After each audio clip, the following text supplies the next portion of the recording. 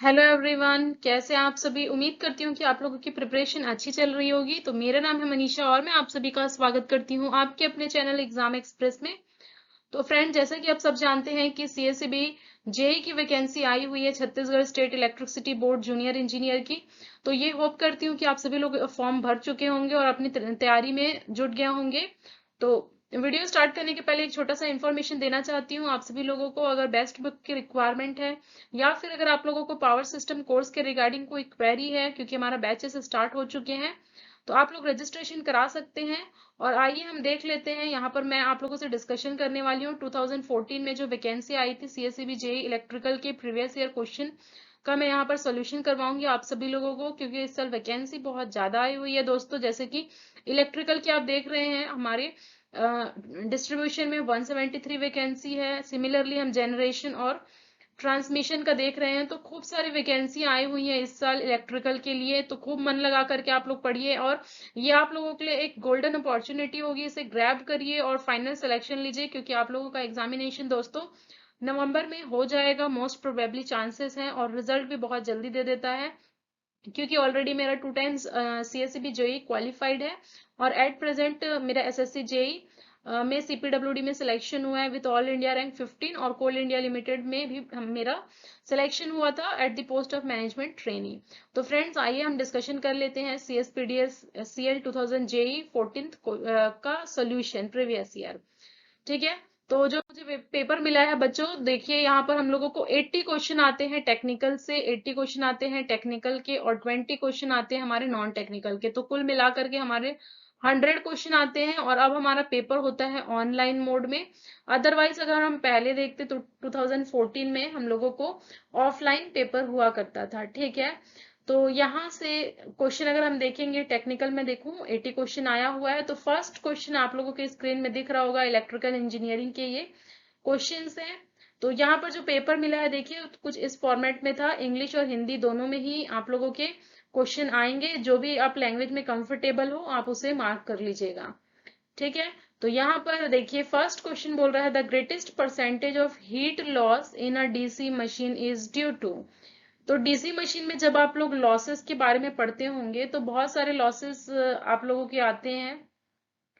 ठीक है। तो बहुत सारे लॉसेस आते हैं, उसमें से ये बोल रहा है कि greatest percentage of heat loss किसमें होता है। ऑप्शन ए बोल रहा है कॉपर लॉस, ऑप्शन बी बोल रहा है eddy current loss, option C बोल रहा है hysteresis loss, option D friction loss. तो यहाँ पर जो आप लोगों का आंसर हो जाएगा फर्स्ट क्वेश्चन के लिए वो हो जाएगा कॉपर लॉस। कॉपर लॉस ज्यादा इसलिए होता है क्योंकि कॉपर लॉस के अंडर में हमारा बहुत सारे लॉसेस आ जाते हैं। आर्मेचर कॉपर लॉस होता है, उसके बाद फील्ड कॉपर लॉस होता है और फील्ड कॉपर लॉस में भी series field and shunt field copper loss आता है। तो ढेर सारे ये लॉसेस हो जाते हैं। कुल मिलाकर के हाई ग्रेटेस्ट परसेंटेज में बोलूं तो कॉपर लॉस होता है। ए option is the right one. अब आ जाता है देखिए आप लोग का second question, in a star network each element has the value r, the value of each element in equivalent delta will be equal to option A r, option B r by 3, option C 3r, option D r upon में 6। तो अब आप सोच रहे होंगे कि इसके लिए मैम क्या है। तो बहुत ही सिंपल होता है इसके लिए, देख लीजिए। यहाँ से स्टार और डेल्टा का इक्विवेलेंट आप लोग जानते होंगे, बहुत ही इंपॉर्टेंट ये फंडा होता है। तो आइए यहाँ पर आप लोगों को दिया क्या चीज है, आप लोगों को दिया हुआ है हमारा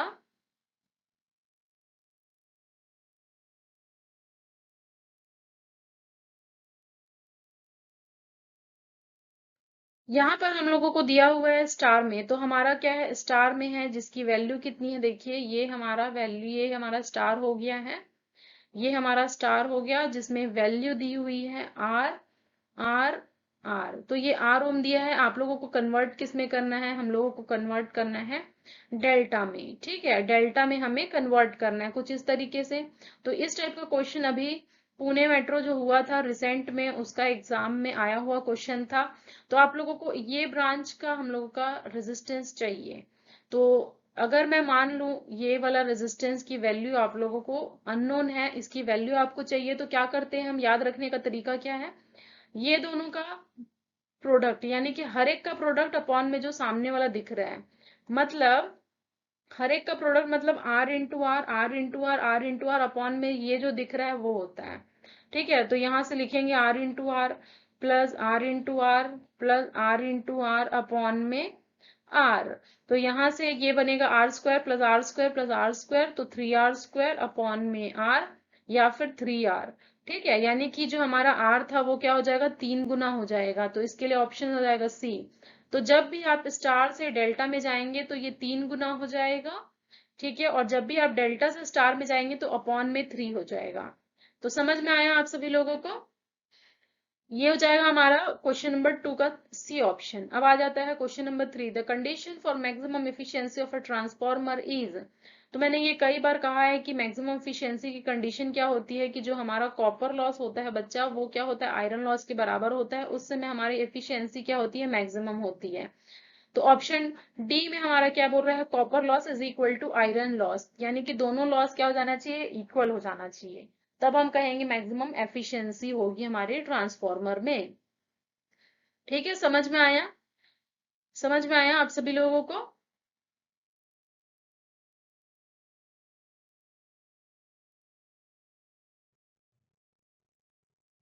तो improving the efficiency of thermal power plant, which of the following is placed between boiler and turbine? तो जब आप लेआउट देखेंगे थर्मल पावर प्लांट का, तो बॉयलर और टरबाइन के बीच में हमारा होता है सुपर हीटर। ठीक है, उसके अबव में अगर आप देखेंगे तब हमारा होता है एयर प्रीहीटर एंड इकोनोमाइजर। और ऐश हैंडलिंग प्लांट कहाँ होता है हमारा, स्टार्टिंग में होता है जब हमें ऐश ऐश को हैंडल करना होता है और वहां से लेकर के आना होता है। तो जो मोस्ट अप्रोप्रिएट आंसर इसका है डी ऑप्शन, सुपर हीटर है। यही है एक है कि जो ओवरऑल एफिशिएंसी बढ़ाता है थर्मल पावर प्लांट का। और जो थर्मल पावर प्लांट होता है देखिए, उसका एफिशिएंसी बहुत ही कम होता है और लेस देन 40% एफिशिएंसी होता है। तो इस क्वेश्चन के लिए आप लोग का आंसर क्या हो जाएगा, आंसर डी हो जाएगा 4 के लिए।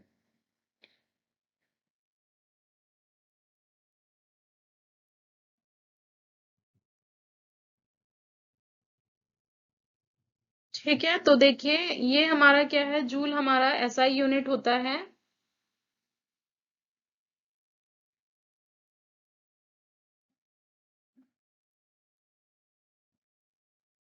एसआई यूनिट होता है हमारा जूल, और हम लोगों को पता है कि 1 किलोवाट आवर। तो यहाँ पर क्या है, 1 किलोवाट आवर। अगर मैं 1 किलोवाट को देखिए, किलोवाट को अगर मैं वाट में करूँ तो ये हो जाएगा 1000, और आवर को अगर मैं सेकंड में करूँ तो हमारा 60 × 60, आपको पता है ये 3600 होते हैं। तो ये हो जाएगा 3600 × 10⁻³ हो जाएगा। यहाँ पर अगर आप सॉल्व करेंगे तो 36 × 10⁻5 जूल आ जाएगा। ठीक है, और अगर आप लोगों को 10⁻6 में रिप्रेजेंट करना है तो ये हो जाएगा 3.6 × 10⁻6 जूल। तो इसके लिए आपका आंसर क्या हो जाएगा, 6 के लिए आंसर ए हो जाएगा, 1 kilowatt hour is equal to 36 × 10⁻5 joule. अब जो अगर अदर यूनिट देखेंगे आप लोग, तो अर्ग हमारा क्या होता है, देखिए अर्ग हमारा होता है सीजीएस यूनिट, और बीटीयू हमारा होता है ब्रिटिश थर्मल यूनिट, ये भी हमारा एनर्जी का यूनिट होता है, और जो वॉट है वो हमारा पावर का होता है। ठीक है, पावर का होता है। अब क्या हो जाएगा, देखिए अब हमारा 7th नंबर का क्वेश्चन है। 7th नंबर का क्वेश्चन बोल रहा है Gauss is a unit of. Gauss किसकी यूनिट होती है, तो गॉस आप लोग को पता होना चाहिए कि मैग्नेटिक फ्लक्स डेंसिटी, जिसे हम बी कह रहे थे, ये होता है वेबर फ्लक्स अपॉन में एरिया, फाई अपॉन में ए। फ्लक्स की यूनिट होती है वेबर और एरिया की यूनिट होती है मीटर स्क्वायर। तो वेबर पर मीटर स्क्वायर भी हम इसे कहते हैं। ठीक है, और अगर मैं इसका गॉस, क्योंकि हम लोगों को पूछा है, तो देखिए गॉस हमारा क्या हो जाएगा, गॉस हमारा सीजीएस यूनिट है, सेंटीमीटर ग्राम सेकेंड यूनिट है। और जो हमारा टेस्ला यूनिट होता है, टेस्ला भी हमारा क्या है, टेस्ला भी हमारा मैग्नेटिक फ्लक्स डेंसिटी की यूनिट है। और ये कौन सी यूनिट है, एसआई यूनिट है। अब आप मुझे कमेंट सेक्शन में बच्चे कमेंट करके बताने वाले हैं कि गॉस और टेस्ला में रिलेशन क्या होता है। ठीक है, रिलेशन क्या होता है गॉस और टेस्ला में। तो 7th के लिए आपका आंसर हो जाएगा B option is the right one. अब आ जाता है 8th नंबर नंबर का क्वेश्चन। तो 8th नंबर का क्वेश्चन बहुत ही अच्छा है, क्योंकि देखिए पूछा क्या है, 3 phase 4 wire system is commonly used for. तो यहाँ पर देखिए 3 फेज और 4 वायर है, तो जब आप घरों में देखेंगे तो वहां पर हमारा क्या है, एक न्यूट्रल की जरूरत पड़ेगी। ठीक है, न्यूट्रल की जरूरत पड़ेगी। और इसके लिए हम लोग अगर देखेंगे तो ये हमारा सेकेंडरी डिस्ट्रीब्यूशन के लिए ये सुइटेबल होता है। तो आप लोगों को जो 3 फेज 4 वायर सिस्टम होता है बच्चे, वो सेकेंडरी डिस्ट्रीब्यूशन के लिए हमारा यूजफुल होता है। तो 8th के लिए आंसर क्या हो जाएगा, बी ऑप्शन हो जाएगा। ठीक है, जब आप पूरा फ्लो डायग्राम देखेंगे ट्रांसमिशन का, तो जनरेशन कितने में होता है, ट्रांसमिशन कितने में होता है, फिर डिस्ट्रीब्यूशन कितने में होता है, तब आप लोगों को समझ में आएगा। ठीक है, तो 8th के लिए आपका ऑप्शन बी हो गया। नेक्स्ट आ जाता है हमारा 9th नंबर का क्वेश्चन। तो ये 9th नंबर का क्वेश्चन देखिए अपीयर नहीं हो रहा है क्योंकि मैंने ये क्वेश्चन को ऐसा लिया हुआ है। ये 9th नंबर का क्वेश्चन है, which instrument are mainly used as a standardising instrument. तो स्टैंडर्डाइजिंग यानी स्टैंडर्ड करने के लिए इंस्ट्रूमेंट कौन सा यूज किया जाता है, तो इसका आंसर डेफिनेटली सी ऑप्शन होगा, एब्सोल्यूट इंस्ट्रूमेंट। क्योंकि अदर जो हमारे ऑप्शंस है, recording instrument, integrating instrument, indicating instrument, ये हमारे काम नहीं आते हैं स्टैंडर्डाइजिंग के। एब्सोल्यूट इंस्ट्रूमेंट हम as a standardising instrument use करते हैं, तो इसके लिए आपका ऑप्शन हो जाएगा सी। और जो हमारा इंटीग्रेटिंग ये इंस्ट्रूमेंट है ऑप्शन बी में, वो हमारा क्या इंटीग्रेट करता है, यानी कि एनर्जी मीटर इसका एग्जाम्पल होगा। तो एनर्जी मीटर जो है बच्चा है हमारा, वो क्या है, इंटीग्रेटिंग इंस्ट्रूमेंट है। बाकी इस क्वेश्चन के लिए आपका आंसर एब्सोल्यूट इंस्ट्रूमेंट होगा। अब बढ़िया सा क्वेश्चन आता है पीएमएमसी का। तो आप चाहे कोई भी एग्जाम दे रहे होंगे, डेफिनेटली सर हमारा इंस्ट्रूमेंटेशन में, मेजरमेंट में पीएमएमसी से रिलेटेड क्वेश्चन एक ना एक जरूर आएगा। तो पीएमएमसी से रिलेटेड मैं कुछ और डेटा आप लोगों को नोट करा देती हूँ। वैसे तो मैंने अपना प्रैक्टिस सेशन जो करवाया था, उसमें मैंने आप लोगों को डिस्कशन भी कराया था यूपीआरवीयूएनएल का, और हमारा पावर सिस्टम का भी हमारा कुछ आया था क्वेश्चंस। ठीक है, तो यहाँ पर हम देख लेते हैं पीएमएमसी। तो फुल फॉर्म क्या है, permanent magnet moving coil type instrument normally.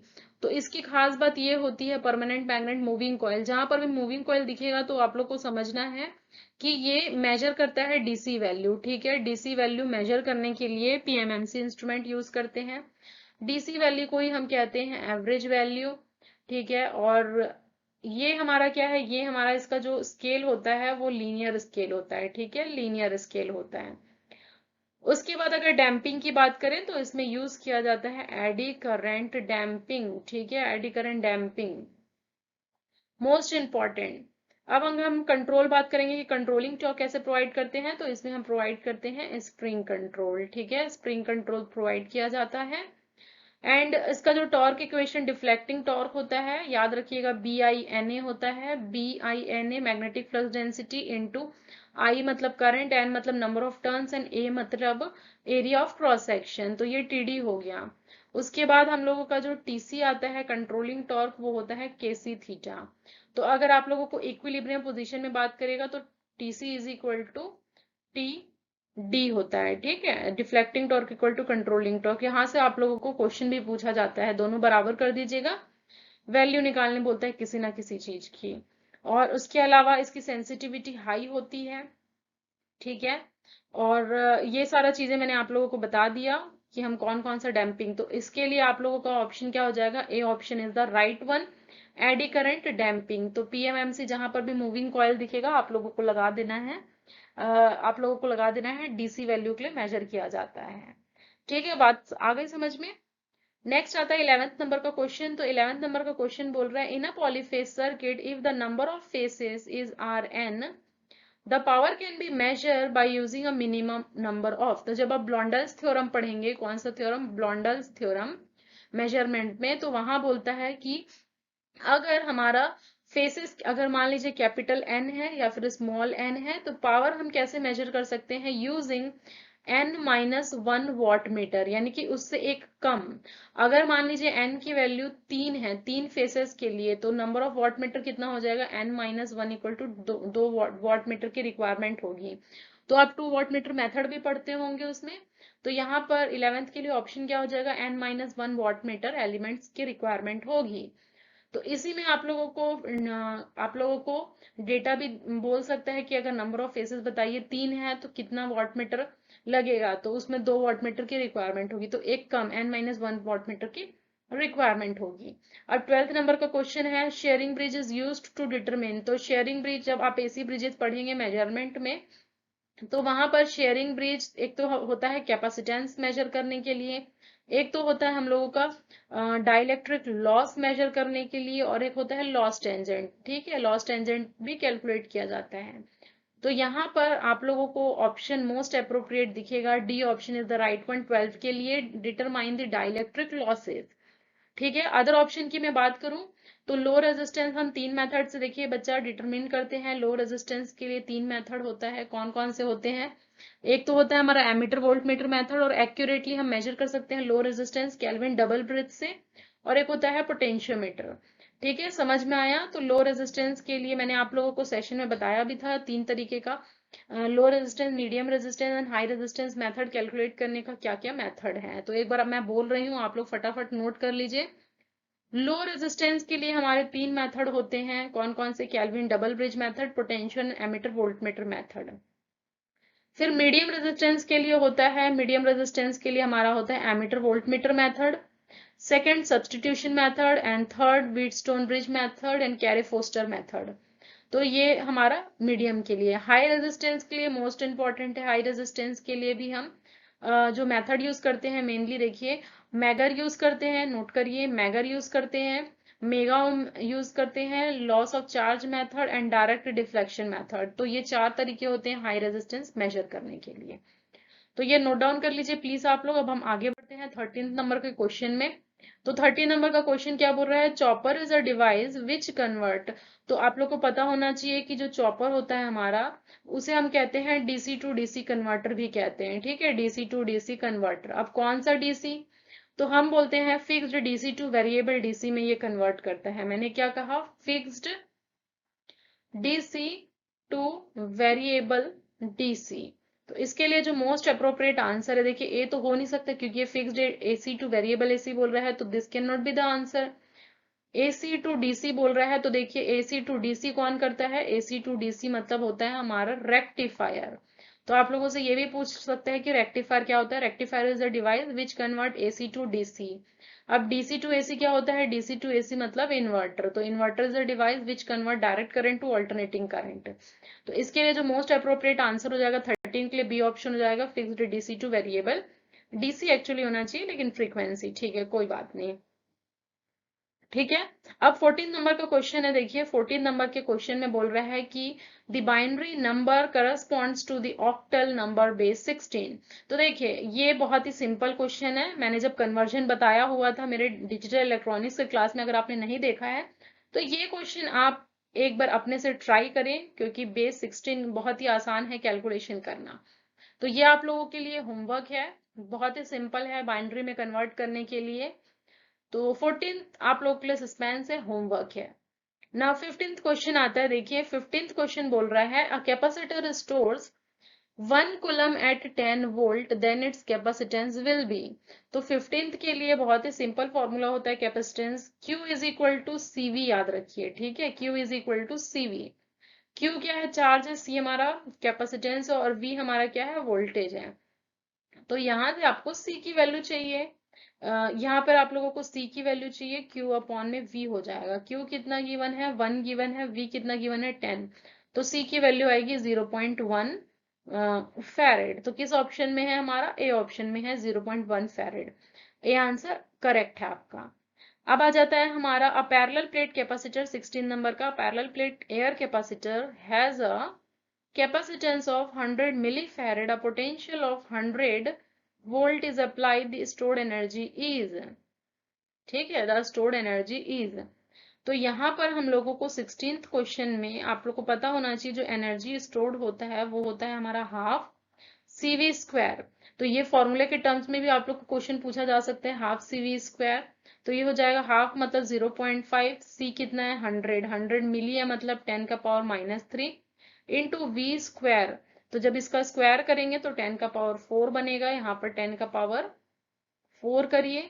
जब आप इसको ओवरऑल सॉल्व करेंगे तो देखिए 0.5 इंटू 10 का पावर 3 जूल बनेगा। ठीक है, ये -3 नहीं, एक्चुअली 3 का 0.5 इन 10 का पावर 3 जूल होगा। तो हाफ CV स्क्वायर निकाल करके ये आप फॉर्मूले में देखिए और रख करके आपका आंसर सी आएगा 0.5 इंटू 10 का पावर 3 जूल आएगा। समझ में आया आप सभी लोगों को? फिर आ जाते हैं हमारे 17th नंबर का क्वेश्चन। ये बहुत ही सिंपल क्वेश्चन है, इसमें कुछ भी नहीं है, याद रखना है। जो रिलेटिव परमिटिविटी होता है, देखिए रिलेटिव परमिटिविटी मतलब एप्सिलॉन आर, ठीक है। फ्री स्पेस के लिए ये होता है 1, तो फ्री स्पेस के लिए जो हमारा रिलेटिव परमिटिविटी होता है वो कितना होता है? 1 होता है। तो A answer is the right one. अब 18th नंबर का क्वेश्चन देखिए, permeance, permeance is to reluctance as conductance is to. तो आपको ये पता होना चाहिए कि जो रिलक्टेंस होता है, जिसे ये 18th नंबर में जो रिलक्टेंस होता है हम उसे एस से डिनोट करते हैं। रिलक्टेंस का मतलब क्या होता है? आप मैग्नेटिक सर्किट जब पढ़ते होंगे तो मैग्नेटिक में सर्किट में फ्लक्स का सेटअप होता है, तो फ्लक्स के सेटअप को वो रोकता है, उस प्रॉपर्टी को बोलते हैं रिलक्टेंस। और ये क्या होता है? 1/μ0 म्यू आर एल अपॉन में ए। तो ये जो परमियंस है उसका ऑपोजिट होता है। जैसे रिलक्टेंस रोकता है, वैसे ही परमियंस मतलब ज्यादा से ज्यादा हेल्प कराता है फ्लक्स सेटअप करने में। ठीक है, जो परमियंस है वो फ्लक्स सेटअप कराने में हेल्प करता है। तो ये एक दूसरे के ऑपोजिट हो गया, और इसकी यूनिट होती है हमारे एच की यूनिट होती है, ये परमियंस की यूनिट सेम होती है एज अ हेनरी, हेनरी होता है। तो ये बोल रहा है कि बताइए कंडक्टेंस जी क्या होता है? तो जी हमेशा होता है 1 अपॉन में आर। आर क्या है? रेजिस्टेंस। तो रेजिस्टेंस का जब आप रेसिप्रोकल लेंगे, देखिए जब रेजिस्टेंस का रेसिप्रोकल लेंगे तब आप लोगों को कंडक्टेंस मिलेगा, जिसे रिप्रेजेंट करते हैं जी से। तो इसके लिए आपका आंसर क्या हो जाएगा? C option is the right one. 18th के लिए समझ में आया आप सभी लोगों को? फिर आता है what is the resistivity of super conductor. तो सुपर कंडक्टर का मतलब क्या होता है? देखिए एक कंडक्टर जिसका जो रेजिस्टेंस होता है वो क्या होता है? R इज इक्वल टू 0, या फिर मैं अगर कंडक्टिविटी की बात करूं तो इनफाइनाइट कंडक्टिविटी होते हैं। तो इस प्रॉपर्टी को हम बोलते हैं सुपर कंडक्टिविटी। ठीक है, जैसे मरकरी एक सुपर कंडक्टर मटेरियल है, इसे कैमरलिन ओवेंस ने डिस्कवर किया था। तो मरकरी हमारा क्या है? उसकी क्रिटिकल टेम्परेचर होती है 4 केल्विन। ओके, तो यहाँ पर जो मर्क्यूरी है वो हमारा क्या होता है? सुपर कंडक्टर है। और अगर मैं बोलूँ रेजिस्टिविटी की, तो रेजिस्टिविटी हमारा होता है 0। कंडक्टिविटी अगर बोलता तो देखिए कंडक्टिविटी इन्फिनिटी होती। तो इन्फिनाइट कंडक्टर, और ये जो हमारा सुपर कंडक्टिविटी प्रॉपर्टी होती है वो जो मैग्नेटिक ट्रेन्स होती है, मैग्नेटिक जो लेविएशन के थ्रू चलता है ट्रेन्स, उसमें यूज होता है। तो इसके लिए आंसर क्या हो जाएगा? डी के लिए 19th के लिए आंसर डी हो जाएगा 0। अब आ जाता है 20 नंबर का question, alloy of copper and zinc produces. तो इसमें बोल रहा है, देखिए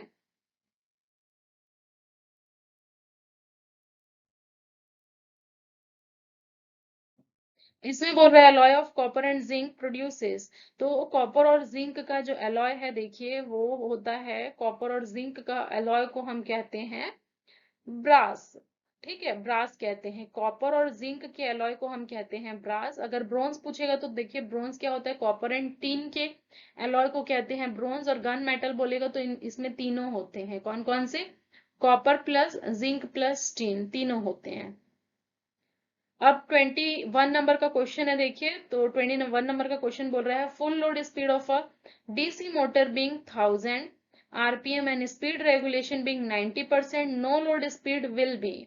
तो यहाँ पर हम लोगों को फॉर्मूला होता है किसका? 21 नंबर के लिए स्पीड रेगुलेशन का।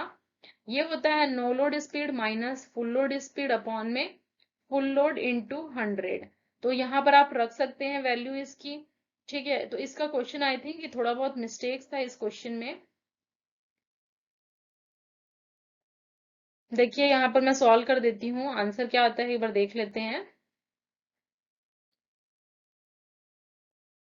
21 नंबर के लिए यहाँ पर नो स्पीड रेगुलेशन कितना दिया है? 90%, मतलब 0.9। नो लोड आप लोगों को निकालना है, माइनस फुल लोड दिया है 1000, अपॉन में करेंगे 1000। तो ये मल्टीप्लाई करेंगे तो ये हो जाएगा 0.9 into 1000 equal to no load minus 1000। ये एक जीरो हटाएंगे तो यहाँ से आएगा 900। तो 900 equal to no load speed minus 1000। तो यहाँ से जो नो लोड की वैल्यू आ रही है, देखिए वो 1900 आरपीएम आ रही है। तो 1900 आरपीएम किसी भी ऑप्शन में नहीं है, तो ये क्वेश्चन आई थिंक मेरे ख्याल से थोड़ा सा ऑप्शन में इनकी गड़बड़ी है। तो प्लीज आप लोग इसे मार्क कर लीजिए, ठीक है। तो इसमें सुइटेबल आंसर तो नहीं है, बट फॉर्मूला आप किसी भी बुक में देखिएगा, speed regulation is equal to no load minus full load into 100 हो जाएगा। ओके, समझ में आया? नेक्स्ट बढ़ते हैं, नेक्स्ट बढ़ते हैं 22 नंबर क्वेश्चन में। और DC series motor, DC series motor एक ऐसा मोटर है जिसको कभी भी हम नो लोड पे नहीं चला सकते हैं। ठीक है, नो लोड पे हम नहीं चला सकते हैं क्योंकि पता ही है आपको कि हमारा एन इनवर्सली प्रोपोर्शनल होता है फ्लक्स के। ठीक है, फ्लक्स के। और सीरीज मोटर के लिए हमारा क्या है, सीरीज मोटर के लिए फ्लक्स हमारा करंट आईए के बराबर होता है। तो अगर मैं बोलूंगी कि नो लोड पे, नो लोड पे चलाना है, मतलब इसको हमें आईए को जीरो करना होगा। अगर मैं ये जीरो कर दूंगी तो हमारा एन क्या हो जाएगा, हमारा एन टेंड्स टू इन्फिनिटी हो जाएगा, मतलब डेंजरसली हाई स्पीड से ये मूव करने लगेगा, जो कि हमारा अनडिजायरेबल कंडीशन है। तो इसके लिए आपको चारों ऑप्शन रीड करिए। Always run at constant speed, तो ये रॉन्ग है। Should always be started on load, ठीक है, ये बिल्कुल करेक्ट है क्योंकि हमेशा और हमेशा लोड पे स्टार्ट करना चाहिए। Should always be started on load, no load पे कभी भी नहीं चलाना चाहिए। May stop if the field gets open, देख रहे हैं आप लोग, अगर फील्ड को हम ओपन कर दे रहे हैं तो डेंजरसली हाई स्पीड से मूव कर रहा है। Is not suitable for high starting torque, ये भी गलत है क्योंकि ये डीसी सीरीज मोटर ऐसा है कि जिसकी टॉर्क बहुत ज्यादा हाई है और इसकी वजह से इसको हम ट्रैक्शन में और लोकोमोटिव वगैरह में यूज करते हैं। टॉर्क का ये कैरेक्टरिस्टिक्स आप देखेंगे डीसी सीरीज मोटर का तो कुछ इस तरीके का कैरेक्टरिस्टिक्स होगा। बिफोर सेचुरेशन ये आई ए स्क्वायर होगा और after saturation torque is proportional to I A होगा। तो जहां पर भी हाई स्टार्टिंग टॉर्क की रिक्वायरमेंट है हम डीसी सीरीज मोटर का यूज करते हैं। तो इसके लिए आपका आंसर क्या हो जाएगा, B answer is the right one. अब आ जाता है हमारा 23rd नंबर का question, the efficiency of a shaded pole motor is. तो जब आप देखेंगे यहाँ पर शेडेड पोल मोटर के बारे में जब आप पढ़ेंगे तो शेडेड पोल मोटर का जो हमारा क्या होता है, रेटिंग होता है बहुत ही कम होता है। ठीक है, कम होता है, 3 वॉट से लेकर के करीबन 125 वॉट तक ही होता है ये। सेकंड, इसकी टॉर्क बहुत ही ज्यादा कम होती है, बहुत कम होती है, लो स्टार्टिंग टॉर्क।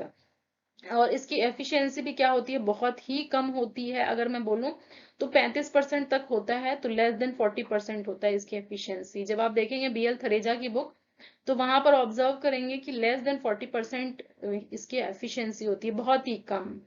तो बिलो 40% हो जाएगा इसकी एफिशिएंसी किसकी, शेडेड पोल मोटर की। और इसकी वजह से इसका जो स्टार्टिंग टॉर्क बहुत कम होता है, इसीलिए जो छोटे छोटे टॉयज होते हैं, छोटे छोटे इंस्ट्रूमेंट्स होते हैं, इलेक्ट्रिक क्लॉक होता है, हेयर ड्रायर होते हैं, जो बच्चे के खेलने के जो छोटे छोटे सामान होते हैं उनमें शेडेड पोल मोटर लगाया जाता है। ठीक है, तो इसके लिए आंसर हो जाएगा A option is the right one. अब बोल रहा है which one is the 24 question, which one is essential for combustion of a fuel in a fossil fuel plant. तो इसका ऑप्शन क्या दिया देखिए, correct fuel air ratio, oxygen, option C proper ignition temperature, all of the above 3। तो मेरे according इसका answer D होना चाहिए। ठीक है, ऑल ऑफ द अबव 3। अब फिर 25th क्वेश्चन है, during which period of a year the load on a power plant will be highest. तो किस साल, किस पीरियड में सबसे ज्यादा लोड होता है पावर प्लांट में। तो ऑप्शन ए है समर, ऑप्शन बी है रेनी सीजन, ऑप्शन सी है ऑटम एंड ऑप्शन डी है विंटर।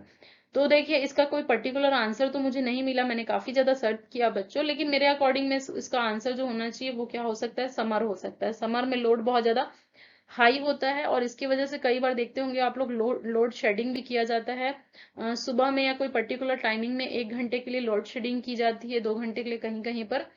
तो उसकी वजह से क्या होता है, पीक लोड को रिड्यूस करने की कोशिश करते हैं। तो मेरे अकॉर्डिंग इसका आंसर ए होना चाहिए। बाकी अगर आप लोग एक बार और चेक कर सकते हैं तो प्लीज आप इस क्वेश्चन को चेक करिएगा। फिर आता है 26 में, which is usually not the generating voltage. तो जनरेटिंग वोल्टेज कौन सा नहीं है यूजुअली, आप मुझे बताइए, आप पढ़े ही होंगे 7.7 केवी कभी भी जनरेटिंग वोल्टेज नहीं होता है इंडिया में, क्योंकि ये होता है हमारा, देखिए जनरेटिंग अगर मैं देखूँ तो 6.6 होता है, 11 होता है, 13.2 होता है, इवन 33 भी होता है, लेकिन 7.7 नहीं होता है। तो आगे बढ़ते हैं हमारे नेक्स्ट क्वेश्चन में। A circuit breaker, a circuit 27 number का क्वेश्चन है, अ सर्किट ब्रेकर इज। तो सर्किट ब्रेकर के लिए चार ऑप्शन देखिए, मोस्ट सुइटेबल आंसर आपको क्या लग रहा है। ऑप्शन ए बोल रहा है current interrupting device, option B बोल रहा है power factor correcting device, option C बोल रहा है device to neutralise the effect of transient, option D है device that switches off the circuit at low voltage. तो इसमें जो मोस्ट अप्रोप्रिएट आंसर है वो ऑप्शन क्या है, ए है, एक करंट इंटरप्टिंग डिवाइस है। ठीक है। सर्किट ब्रेकर आजकल लगता है M series miniature circuit breaker उसका फुल फॉर्म होता है, जो हमारा स्टेशंस में लगे रहते हैं, सब स्टेशन वगैरह में, वहां पर हमारा सर्किट ब्रेकर लगे रहते हैं डिफरेंट डिफरेंट टाइप के। तो इसके लिए ए option is the right one. अब आ जाता है 28 नंबर का question, the word HRC stand for. तो एचआरसी हमारा क्या होता है, एक फ्यूज है एचआरसी, फ्यूज का नाम आप सुने होंगे, हाई रप्चरिंग कैपेसिटी। तो बी ऑप्शन का इसका करेक्ट आंसर है हाई रप्चरिंग कैपेसिटी, क्योंकि इसकी जो रप्चरिंग कैपेसिटी होती है वो ज्यादा होती है, हाई रप्चरिंग कैपेसिटी। और इसमें हमारा कोई एजिंग इफेक्ट भी नहीं होता है और स्पीड ऑफ ऑपरेशन भी ज्यादा होता है। तो HRC stand for high rupturing capacity fuse. अगर मैं फ्यूज के बारे में बच्चों और बात करूं तो थोड़ा सा मैं डिस्कशन कर लेती हूँ। देखिए, जो हमारा फ्यूज होता है, फ्यूज क्या होता है, हमारा एक प्रोटेक्शन डिवाइस है जो पहले लगाया जाता था।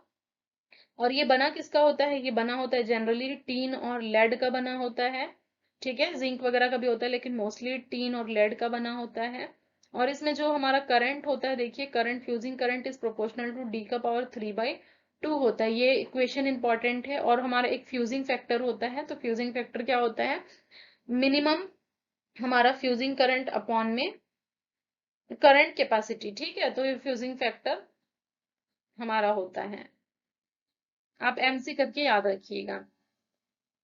तो इसके लिए आंसर क्या हो जाएगा हमारा, word HRC stand for high rupturing capacity, B option is the right one. 29 के लिए देखिए, improving the power factor, load power factor the kilowatt delivered by generating station can B.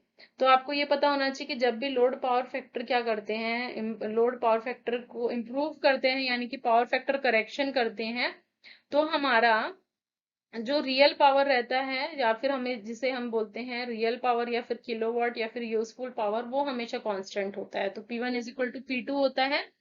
यानी कि हम कहेंगे डज नॉट चेंज या फिर not change.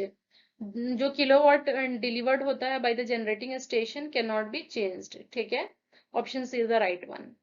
अब आ जाता है हमारा 30 नंबर का question, load at consumer premises is generally measured in terms of.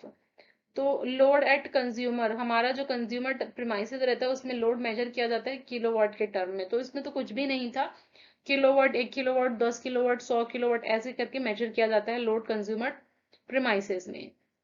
30 number का क्वेश्चन देख लिए। नेक्स्ट आ जाते हैं 31 नंबर का क्वेश्चन। तो ये बहुत ही आसान क्वेश्चन है, देख करके आप लोगों का लग रहा होगा कि बहुत ही मुश्किल क्वेश्चन है सर्किट थ्योरी का, बट इजी है। कैसे इजी है हम ये देख लेते हैं। देखिए, इसमें बोल रहे हैं करंट थ्रू 2 किलोवाट, इसके अक्रॉस में करंट बोल रहे हैं।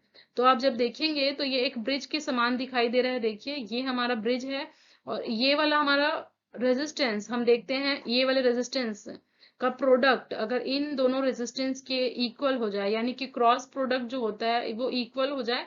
और देख लीजिए 1 kilo ohm into 1 kilo ohm, और यहाँ 1 kilo ohm into 1 kilo ohm. तो ये हमारा क्या है, ये हमारा है एक बैलेंस्ड ब्रिज। ठीक है, व्हीटस्टोन ब्रिज आप पढ़े होंगे। तो ये है बैलेंस्ड ब्रिज। और बैलेंस्ड ब्रिज के लिए हमारा क्या होता था कि जो हमारा बीच वाला करंट, जो बीच वाला हमारा ब्रांच था वो ओपन हो जाता था। तो उसको ओपन होने की वजह से हमारा करंट क्या हो जाएगा, 0 एम्पियर हो जाएगा या फिर 0 मिली एम्पियर। तो इसके लिए आंसर बहुत ही सिंपल है, ए option is the right one, balanced होने की वजह से। अदरवाइज हम दूसरे तरीके से कैलकुलेट करते हैं अगर ये बैलेंस ना होता तो। और वैसे भी आप देखिए, आप लोग के एग्जाम में बहुत ही सिंपल सिंपल ही क्वेश्चन पूछा जाएगा जूनियर लेवल के एग्जामिनेशन में, इतना ज्यादा कोई कैलकुलेशन नहीं होगा। तो आप ये एक बार जरूर चेक करें, इस टाइप में लॉजिक वगैरह कहीं फिट होता है तो आप उसे अप्लाई करें। अब आ जाता है 32 नंबर का क्वेश्चन। तो बच्चा इसमें कैलकुलेशन है देखिए, और मैं ये एडवाइस करूंगी कि अगर इस टाइप का क्वेश्चन आप लोगों को अभी पूछा जाएगा अगर एग्जाम में, तो उसको लास्ट में सॉल्व करें अगर आप लोग को लगता है कि इसमें टाइम लगेगा। अदरवाइज आप सॉल्व करें, लेकिन एक क्वेश्चन में आपको स्टक नहीं होना है। तो इस क्वेश्चन में आप लोगों को वैल्यू ऑफ आर पूछ रहे हैं, आर कैसे निकाला जाए। तो आप किसी भी मेथड से लगा सकते हैं, मुझे जो मोस्ट अप्रोप्रिएट मेथड लगता है वो नोडल मैं लगा सकती हूँ। यहाँ पर V वोल्टेज मान लेते हैं, इस V को पहले मुझे कैलकुलेट करना पड़ेगा, फिर एक बार और नोडल लगाना पड़ेगा। तो यहाँ पर मैं आप लोगों को सॉल्व करके बता देती हूँ। देखिए, V पॉइंट पे हम नोडल लगाए हैं, तो V minus 100 out going current upon में 14 प्लस V माइनस 40 अपॉन में 1 प्लस V अपॉन में 2 इज इक्वल टू 0। यहाँ से जब आप V कैलकुलेट करेंगे तो आएगा आप लोगों का 30 वोल्ट्स V की वैल्यू आएगी। और एक बार फिर हम यहाँ पर नोडल लगा लेते हैं या फिर यहाँ लगा लेते हैं।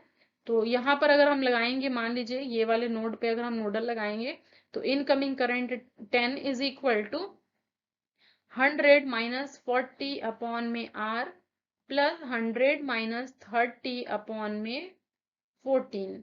तो यहाँ से जब आप R की वैल्यू कैलकुलेट करेंगे तो आपको आएगा 12 ओम इज द राइट आंसर। तो डी ऑप्शन आपका बिल्कुल करेक्ट है इस क्वेश्चन के लिए। तो इस क्वेश्चन को इसलिए मैं बोल रही हूँ कि आप लोग लास्ट में अंत में सॉल्व करें। अब आ जाते हैं हमारे नेक्स्ट क्वेश्चन 33 में। ठीक है, तो 33 नंबर क्वेश्चन भी बहुत जबरदस्त है, 2 पोर्ट नेटवर्क का है। इसमें आपको कुछ कंडीशन याद रखनी पड़ेगी। यहाँ पर मैं लिख लेती हूँ आप लोगों के लिए कंडीशन। तो क्वेश्चन रीड कर लेते हैं एक बार, देखिए। 33 नंबर के क्वेश्चन में बच्चा बोल रहा है कि if a two port network is reciprocal then we have the with usual notation the following relationship. तो यहाँ पर एच पैरामीटर का रिलेशनशिप बोल रहा है। तो अगर मैं सिंपली बात करूं एच पैरामीटर के लिए रेसिप्रोकल की कंडीशन, तो H12 is equal to minus of H21 आता है। This is the relation. But हमें और भी पैरामीटर देखना है क्योंकि बहुत सारे पैरामीटर होते हैं। तो एक तरफ मैं लिख रही हूँ रेसिप्रोकल की कंडीशन, ठीक है बच्चा, और एक तरफ मैं लिख रही हूँ सिमेट्रिकल की कंडीशन टू पोर्ट नेटवर्क में। Z पैरामीटर के लिए देखूं तो Z12 is equal to Z21 होगा, तब हम कहेंगे कि रेसिप्रोकल होगा सर्किट। सिमेट्रिकल के लिए Z11 is equal to Z22। Similarly Y parameter के लिए Y12 is equal to Y21 होगा, तो मैं कहूंगी रेसिप्रोकल नेटवर्क है। और सिमेट्रिकल के लिए भी हमारा क्या हो जाएगा, Y11 is equal to Y22। अब बारी आई एच पैरामीटर की। तो एच पैरामीटर के लिए रेसिप्रोकल मैं बोलूं तो H12 is equal to minus of H21, और यहाँ पर हमारा del H is equal to 1 होता है। डेल H मतलब डिटर्मिनेंट होता है। और यहाँ पर अगर मैं G पैरामीटर की बात करूं तो सिमिलर होता है। G parameter G12 is equal to minus of G21 and del G is equal to 1। अब ABCD पैरामीटर की मैं बात करूं तो ये होता है हमारा AD minus BC is equal to 1, and यहाँ पर हमारा सिमेट्रिकल के लिए A इक्वल टू D होता है। तो ये सारे आप लोगों को याद रखने हैं। क्या चीज, पूरे पैरामीटर में हमारा रेसिप्रोकल और सिमेट्रिकल की कंडीशन क्या होती है, बहुत इंपॉर्टेंट है। प्लीज आप इसे ट्रिपल स्टार मार्क कर लीजिए। ओके, तो इसके लिए आपका आंसर क्या हो जाएगा, देखिए आंसर बी ऑप्शन में H12 is equal to minus of H21। और ये जो हमारा बोला है H11 H22 minus H21 H12 equal to 1, ये हमारा कंडीशन है सिमेट्रिकल की। जो डेल एच मैं कह रही हूँ वो वही है, ठीक है। नेक्स्ट आ जाते हैं हमारे 34 नंबर के क्वेश्चन का। तो a major advantage of active filter is that they can be realised using. तो एक्टिव फिल्टर हम क्या होता है, एक ऐसा फिल्टर है जिसे हम डिजाइन कर सकते हैं using the amplifier, using the ओपैम, और उसमें हम रेजिस्टेंस और कैपेसिटेंस भी लगाया जाता है। तो एक्टिव फिल्टर वही होता है जो एक्टिव एलिमेंट के थ्रू बनता है, जैसे कि हमारा एम्पलीफायर हो गया, जैसे हमारा ओपैम्स हो गए हैं with the use of R and C। तो इसकी खास बात ये होती है कि ये बिना इंडक्टर के भी रियलाइज्ड किया जा सकता है। तो ऑप्शन क्या हो जाएगा, B option is the right one. A major advantage of active filter is that they can be realised using inductors, क्योंकि इंडक्टर वगैरह लगाने से हमारे जो फिल्टर है वो बल्की हो जाते हैं। ठीक है बच्चा, तो ऑप्शन बी राइट होगा। 35 में आ जाते हैं। An ideal voltage source will charge an ideal capacitor. तो हमें पता है कि एक कैपेसिटर के लिए I is equal to C d v upon में dt होता है। तो अगर मैं आइडियली बात करूं तो ideal voltage source will charge an ideal capacitor, instantly charge कर देता है। लेकिन एक्चुअली आइडियल कुछ नहीं होता है, बट इसके लिए हमारा सी ऑप्शन राइट होगा। अब आ जाते हैं हमारे 36 नंबर के क्वेश्चन में। 24 volt DC series motor takes 40 ampere when giving its rated output at 1500 rpm. Its resistance is 0.3 ohm. The value of resistance which must be added to obtain rated torque at 1000 rpm. तो देखिए ये हमारा है numerical question, और इसी सब question में आप लोगों को लोगों से आगे बढ़ना है बच्चा। तो मैं यहाँ पर सॉल्व करवा दे रही हूँ, सिमिलर टाइप का क्वेश्चन आ सकता है आप लोग के एग्जाम में। तो यहाँ पर डीसी सीरीज मोटर की बात कर रहा है। अगर मैं एक डीसी सीरीज मोटर लूं तो देखिए ये हमारा क्या हो जाएगा, ये हमारा आर्मेचर है। ठीक है, ये हमारा आर्मेचर है जिसका हमारा ई हो जाएगा, या फिर आर्मेचर वोल्टेज ई हो जाएगा। इसके अंदर रेजिस्टेंस क्या, आर्मेचर रेजिस्टेंस आर तो रहता ही है। साथ में साथ हमारा क्या होता है, हमारा एक आर एस ई भी लगा रहता है। ठीक है, और ये हमारा plus minus terminal voltage VT हो जाएगा, क्योंकि मोटर है तो मोटर में हमारा करंट IA अंदर की तरफ होगा, वही हमारा ISC होगा, वही हमारा IL होगा। तो ये हमारा DC सीरीज मोटर है। अब अगर मैं बोलूं EMF का, तो E इज इक्वल टू क्या होता है, देखिए EA1 is equal to VT minus IA1 RA plus RSC। ठीक है, यही होगा हमारा, यहाँ पर KVL इक्वेशन लगा करके देखिए। तो EA1 is equal to VT कितना है बच्चे लोग, VT है 240 माइनस IA कितना है 40। अब यहाँ पर टोटल रेजिस्टेंस की वैल्यू बोला है 0.3, तो 0.3 कर लेते हैं। 240 माइनस 40, यहाँ पर 10 करिए, माइनस 40 माइनस ये डायरेक्ट करेंगे तो 12 आ जाएगा। ठीक है, 12 आ जाएगा।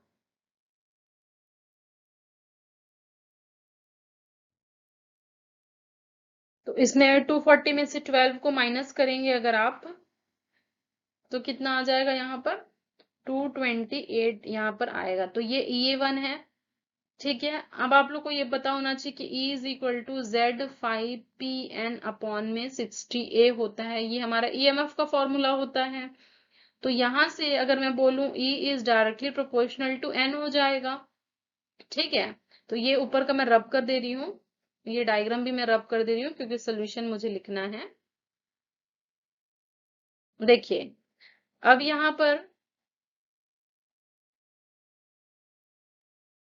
अब अगर मैं यहाँ पर बोलूं E is directly proportional to N है, तो EA2 अपॉन में EA1 इज इक्वल टू क्या मैं N2 अपॉन में N1 नहीं लिख सकती, मुझे 5 अपॉन 5 को भी कंसिडर करना पड़ेगा DC सीरीज मोटर में। लेकिन क्योंकि इस क्वेश्चन में बोल दिया है कि रेटेड टॉर्क ऑब्टेन है, मतलब टॉर्क हमारा कांस्टेंट है, T1 इक्वल टू T2 है, इसलिए करंट भी हमारा क्या हो जाएगा, कांस्टेंट हो जाएगा, और फ्लक्स हमारा फाई हो जाएगा कांस्टेंट। तो 5 1 इक्वल टू 5 2 होगा। इस केस में इसको कंसिडर नहीं किया जा रहा है। ठीक है, समझ में आया। तो यहाँ पर अगर मैं EA2 बोलूं, तो अब EA2 हमारा क्या होगा, VT माइनस IA2, जो हमारा टोटल R आ रहा था उसमें अब मुझे एक्सटर्नल रेजिस्टेंस ऐड करने बोल रहा है। क्वेश्चन पढ़िए कि हमारा एक्सटर्नल रेजिस्टेंस क्या हम ऐड करेंगे, what the value of resistance which must be added, हमने ऐड कर दिया। और EA1 हमारा कितना आया था, 228 आया था, अप इक्वल टू हमारा रेटेड, हमारा टॉर्क स्पीड क्या हो 1000 RPM, मतलब N2 की वैल्यू हमारा 1000 RPM हो, अपॉन में N1 कितना दिया है 1500 RPM दिया है। तो जब आप इसे सॉल्व करेंगे, VT आप लोग को पता ही है, VT आप लोग को पता ही है। ठीक है, तो ये VT कितना हो जाएगा, 240 माइनस 40 इंटू RA कितना है 0.3 प्लस आर एक्सटर्नल अपॉन में 228 इज इक्वल टू 1000 अपॉन में 1500। तो जब ये पूरे आपको सॉल्व करेंगे इस इक्वेशन को, तो यहाँ से आप लोग को आर एक्सटर्नल की वैल्यू मिलेगी 1.9 ओम। तो ये थोड़ा सा कैलकुलेशन वाइज था इस क्वेश्चन में, इसीलिए आपको इस टाइप के क्वेश्चन को लास्ट में सॉल्व करना है। ठीक है, तो इसके लिए आंसर डी हो जाएगा, राइट वन। इस टाइप का क्वेश्चन आप लोग जरूर सॉल्व करके जाएं, और दो चार क्वेश्चन ही होते हैं जो आप लोगों को औरों से आगे निकलने में मदद करते हैं। तो ये हो गया हमारा 36 नंबर का क्वेश्चन। अब आ जाते हैं, आपका ऑप्शन क्या हो जाएगा, D option is the right one. अब आ जाते हैं हमारे नेक्स्ट 36 37 नंबर के क्वेश्चन में। ये भी हमारा एक न्यूमेरिकल है, अच्छे लेवल का क्वेश्चन है ये भी। तो कुछ कुछ क्वेश्चन देखिए, आप लोग के गेट का भी क्वेश्चन आया हुआ है, तो आप लोग 1 नंबर के क्वेश्चन के लिए ये एक्सपेक्ट कर सकते हैं कि आप लोग को गेट का क्वेश्चन पूछा जाए 1 नंबर में। अब आ जाते हैं हमारे 37 नंबर क्वेश्चन में बच्चा।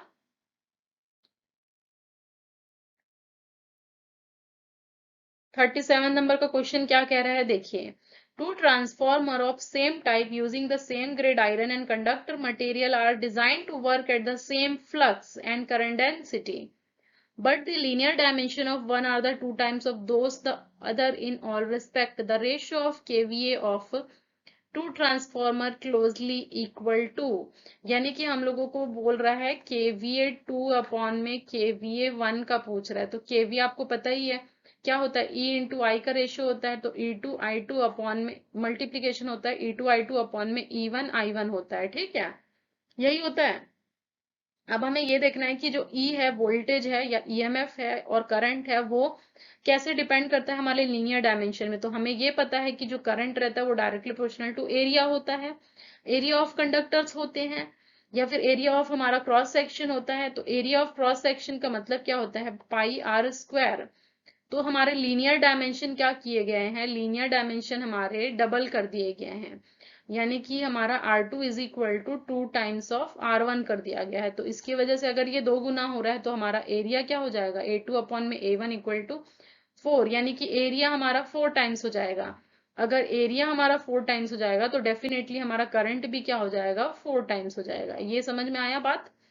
नेक्स्ट, नेक्स्ट हमारा क्या, ई। तो ई हमारा क्या है, ई हमारा इक्वेशन से 4.44 into F into five, five को हम बी इंटू ए लिखते हैं, तो मैं यहाँ पर डायरेक्टली बी इंटू ए लिखती हूँ।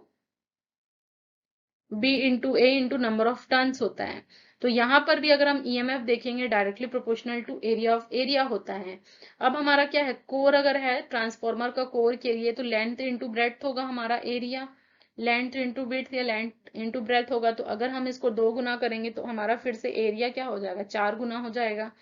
तो हमारा ईएमएफ भी क्या हो जाएगा, 4 गुना हो जाएगा।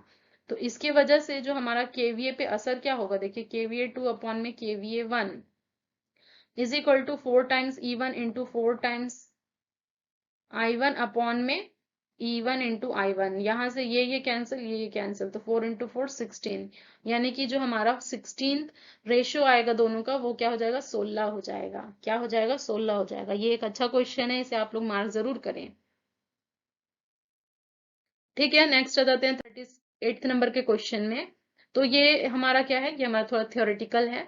अ 3 phase slip ring induction motor is fed from the rotor side with the stator side short circuited.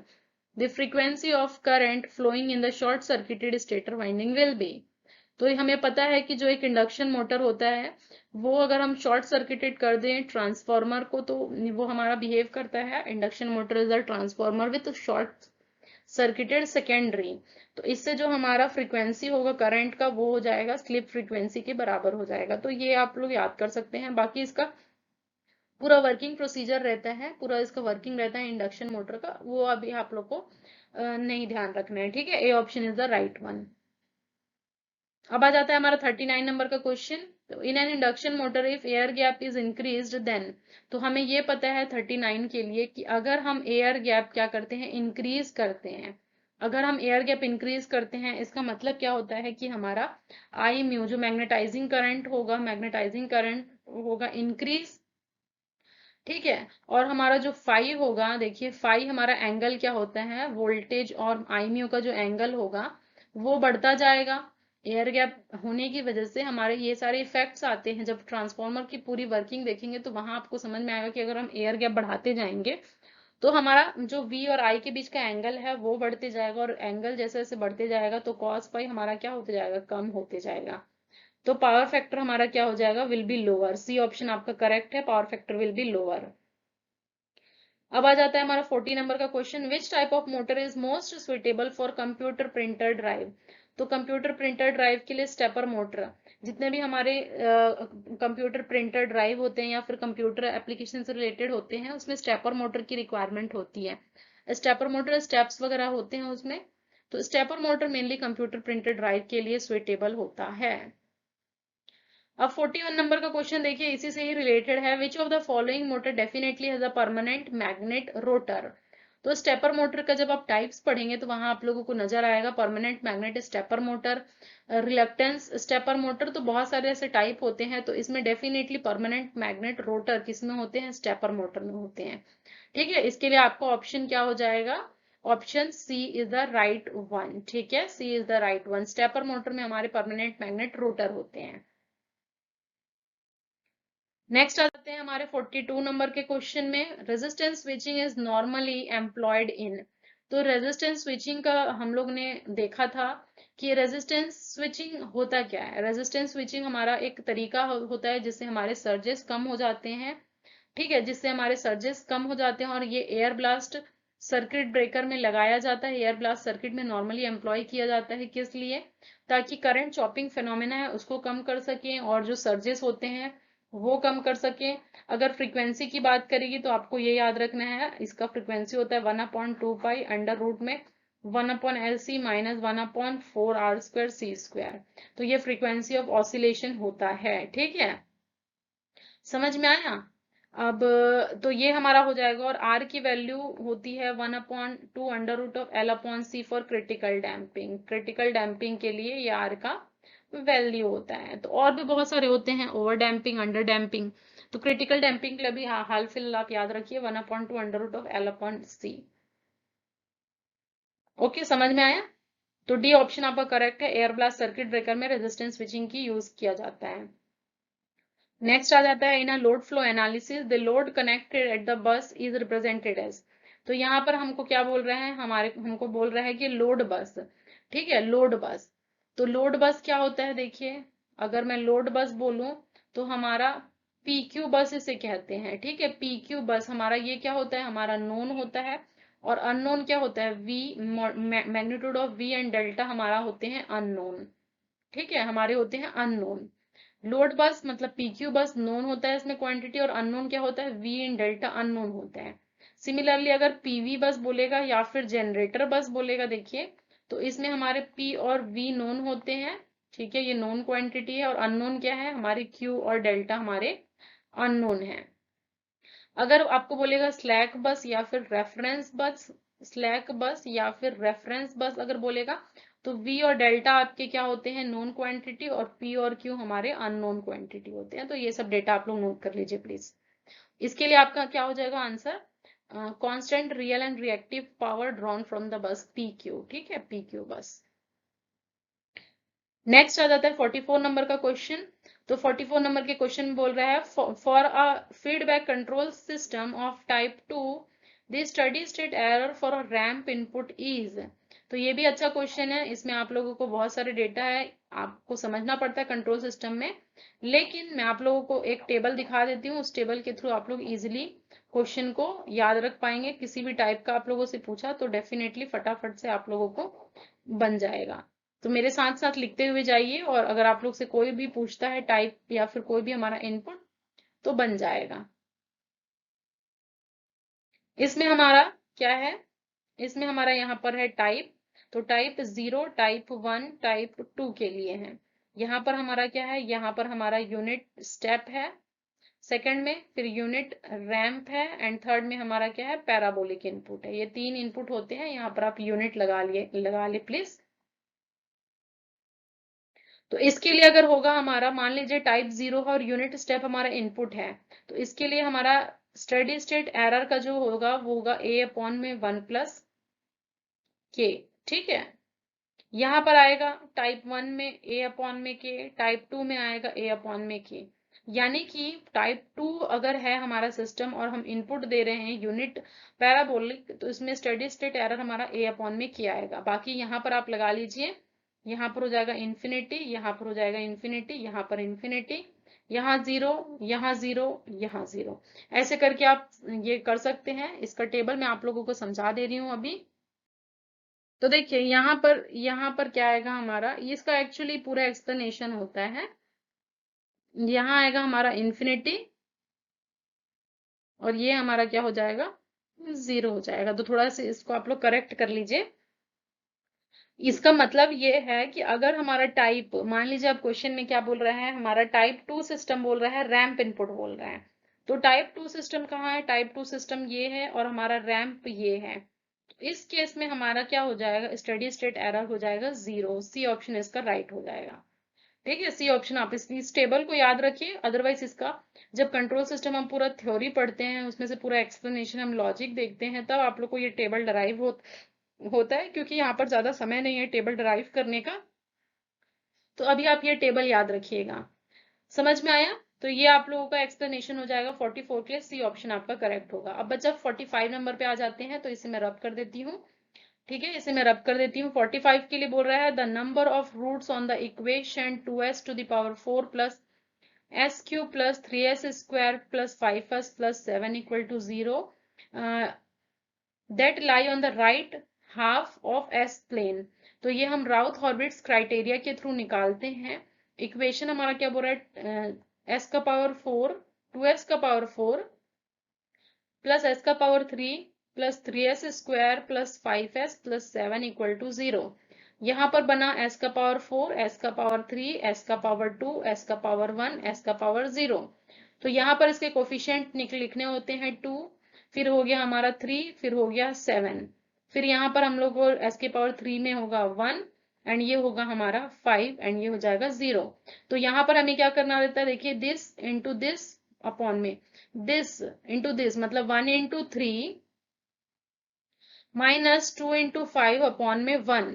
तो जब आप सॉल्व करेंगे तो 3 इंटू माइनस 10 माइनस 7 इसका आंसर आएगा। यहाँ पर 1 इंटू 7 माइनस 2 इंटू 0 अपॉन में 1, तो 7 आएगा, यहाँ 0। फिर जब आप इसे यहाँ कैलकुलेट करेंगे तो ये कैलकुलेशन कितना हो जाएगा, देखिए minus 7 into 5 minus 1 into 7 upon में माइनस 7। यहाँ क्या आ जाएगा, देखिए माइनस 35 माइनस 7 अपॉन में माइनस 7। 35 और 7 कितना हो जाएगा, माइनस 42 अपॉन में माइनस 7। तो माइनस माइनस कट गया, 6 आया, तो यहाँ पर आएगा आपका प्लस 6, ठीक है। और ये हो जाएगा आपका 0 0 और यहाँ आएगा लास्ट में 7।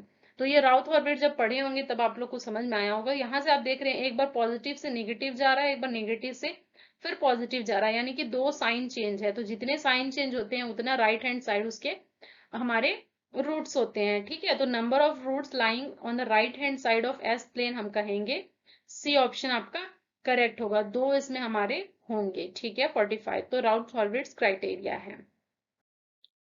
अब 46 नंबर का क्वेश्चन क्या है, देखिए अ पोटेंशियोमीटर इज बेसिकली, पोटेंशियोमीटर हमारा क्या है, एक नल टाइप का इंस्ट्रूमेंट है, ये आपको ध्यान रखना होगा। पॉट जिसे हम कहते हैं, ये एक 3 टर्मिनल डिवाइस होता है। देखिए ये हमारा एक 3 टर्मिनल डिवाइस होता है इस तरीके का, इसे हम कहते हैं pot.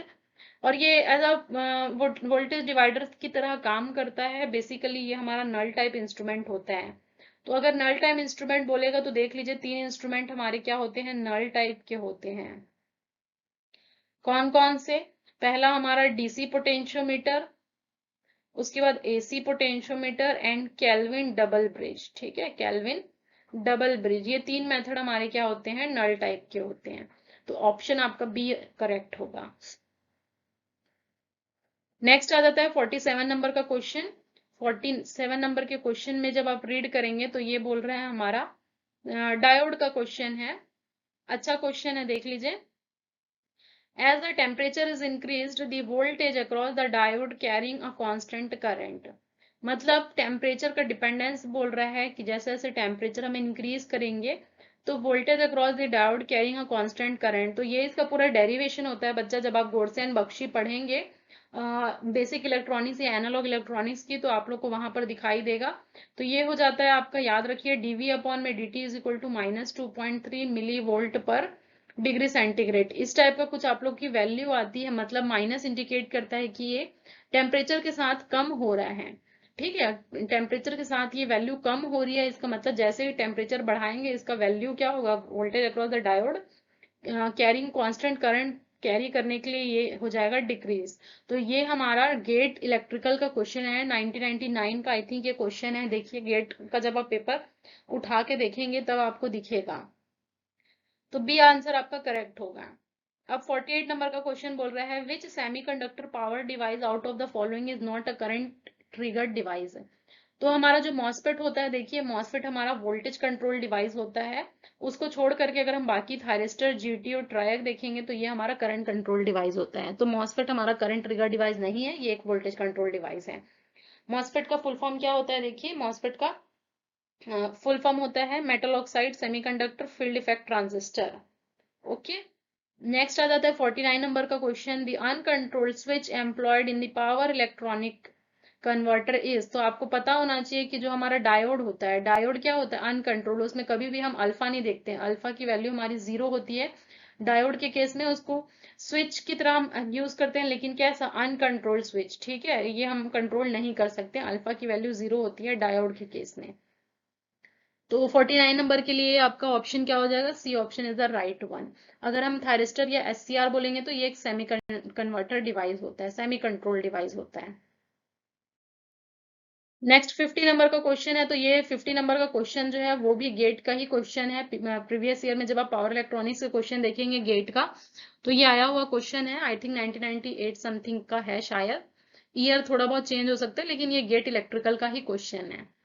A single phase diode bridge rectifier supplying a highly inductive load, the load current that can be assumed to be ripple free, the AC supply current waveform will be। तो देखिए इसका बहुत सारा एक्सप्लेनेशन होता है, लेकिन इस question के लिए जो आंसर होगा वो सी ऑप्शन आपका करेक्ट होगा, स्क्वायर वेवफॉर्म। ठीक है। 51 चॉपर। तो चॉपर से एक अगेन दोबारा क्वेश्चन आया हुआ है। अभी मैंने आप लोग को बताया था कि चॉपर मतलब क्या होता है, डीसी टू डीसी कन्वर्टर होता है। ठीक है। 52 क्या है, 52 अस्टेबल मल्टी वाइब्रेटर के बारे में बात कर रहे हैं। तो अस्टेबल मल्टी वाइब्रेटर क्या होता है कि स्क्वायर वेव जनरेटर को हम कहते हैं अस्टेबल मल्टी वाइब्रेटर। तो इसकी पूरी वर्किंग होती है, लेकिन इसको अगर हम दूसरा नाम बोलेंगे तो स्क्वायर वेव जनरेटर इसका दूसरा नाम है। ठीक है। और स्मिथ ट्रिगर भी हमारा स्क्वायर वेव जनरेटर ही होता है। नेक्स्ट 53rd नंबर का question, induction motor is also called. तो इंडक्शन मोटर को हम क्या कहते हैं, असिंक्रोनस मोटर है ये। जैसे कि सिंक्रोनस मोटर क्या होता है, एक ही स्पीड सिंक्रोनस स्पीड पे मूव करता है, तो हम इसे असिंक्रोनस मोटर भी कहते हैं। ठीक है। जिसमें हमारा स्लिप क्या हो जाता है, ns माइनस nr अपॉन में ns इंटू 100 होता है। Synchronous speed minus rotor speed upon में सिंक्रोनस स्पीड इंटू 100 करेंगे तो स्लिप आएगा। ठीक है, समझ में आया। और फॉर्म फैक्टर, नेक्स्ट क्वेश्चन है 54th नंबर, फॉर्म फैक्टर से रिलेटेड। तो फॉर्म फैक्टर से रिलेटेड क्वेश्चन हमेशा पूछा जाता है। Form factor is equal to ये होता है आरएमएस अपॉन में एवरेज वैल्यू। ठीक है, आरएमएस अपॉन में एवरेज वैल्यू, इसे कहते हैं फॉर्म फैक्टर। ये आइदर करंट का भी हो सकता है, वोल्टेज का भी हो सकता है। तो अगर मैं साइनोसॉइडल के लिए बोलूं बच्चा, साइनोसॉइडल के लिए अगर मैं फॉर्म फैक्टर की वैल्यू बोलूं तो आप पढ़े होंगे 1.11 इसका वैल्यू होता है। लेकिन ये सिर्फ किसके लिए, साइनोसॉइडल के लिए फॉर्म फैक्टर। अब आ जाता है हमारा एक पीक फैक्टर। ठीक है, पीक फैक्टर या फिर क्रेस्ट फैक्टर भी कहते हैं, इसे क्या कहते हैं, क्रेस्ट फैक्टर बोलते हैं। और ये हमारा क्या होता है, ये हमारा होता है पीक वैल्यू अपॉन में आरएमएस वैल्यू। ठीक है, पीक वैल्यू अपॉन में आरएमएस वैल्यू। पीक वैल्यू अगर मैं साइनोसॉइडल के लिए बोलूं तो हमारा आईएम अगर लेंगे तो आईएम, और हमारा आरएमएस क्या होता है, आईएम अपॉन में √2। तो जो हमारा पीक फैक्टर आता है देखिए, या क्रेस्ट फैक्टर आता है साइनोसॉइडल के लिए √2 आता है। ठीक है, ये सिर्फ साइनोसॉइडल के लिए बता रही हूँ मैं। तो इसके लिए आंसर आप चेक कर लीजिए, form factor is equal to RMS upon में एवरेज वैल्यू। सी ऑप्शन आपका करेक्ट, बिल्कुल करेक्ट होगा। नेक्स्ट 55 नंबर का question, for a balanced delta connected load the phase angle between current in delta lag and its voltage is theta, the angle in degrees between a line current and equivalent star phase voltage will be। तो जब आप पूरा delta connected phase जो diagram है, phasor diagram वो देखेंगे तो वहां से आप लोग को ये पता चलेगा कि जो लाइन करंट है और इक्विवेलेंट हमारा फेज वोल्टेज के बीच का एंगल क्या होता है, थीटा प्लस 30 डिग्री होता है। ठीक है, तो answer B option is the right one. फिर आ जाता है 56 नंबर का question, a 4 pole 50 hertz induction motor runs at a speed of 144 RPM, the frequency of rotor current. तो ये अच्छा क्वेश्चन है, इसे नोट कर लीजिए। फ्रीक्वेंसी ऑफ रोटर करंट जिसे हम एफ आर कहते हैं, वो एस टाइम्स ऑफ एफ होता है। एफ हमारा क्या है, एफ हमारा है सप्लाई फ्रीक्वेंसी। ठीक है, एफ हमारा क्या है, सप्लाई फ्रीक्वेंसी है। और एस हमारा क्या है, एस हमारा है स्लिप। तो अभी अभी मैंने बताया slip is equal to N S minus N R upon में एन एस इंटू 100 होता है। एन एस क्योंकि देखिए 1440 आरपीएम दिया है, तो 4 पोल के लिए हमारा जो एन एस आता है वो 1500 आरपीएम आता है, 120 एफ अपॉन में। देखिए N S is equal to 120 F upon P करेंगे, यहाँ पर आपको 120 एफ, एफ कितना दिया है, 50 दिया है, नंबर ऑफ पोल 4 दिया है, तो सॉल्व करेंगे तो ये एन एस आएगा 1500 आरपीएम। तो ये 1500 माइनस 1440 आरपीएम किए अपॉन में 1500 किए इंटू 100 किए, तो ये परसेंटेज में देगा। इसको जब आप सॉल्व करेंगे तो 60 अपॉन में 1500। ठीक है, तो इसकी वैल्यू कितनी आएगी, 0.04 हम आप लोगों का स्लिप आएगा। तो यहाँ से एफ आर निकाल लीजिए, 0.04 into 50 is equal to 2 hertz इसका आंसर आएगा। तो सी आंसर आपका करेक्ट है, 2 hertz is the right answer. Next आता है the core of a transformer is laminated which is lightly insulated by varnish in order to reduce. तो कभी भी अगर लैमिनेशन की बात करें कि बताइए लैमिनेशन को करके क्या कम किया जाता है, तो लैमिनेशन करने का मुख्य कारण यही होता है कि एडी करंट लॉसेस को कम कर लिया जाए।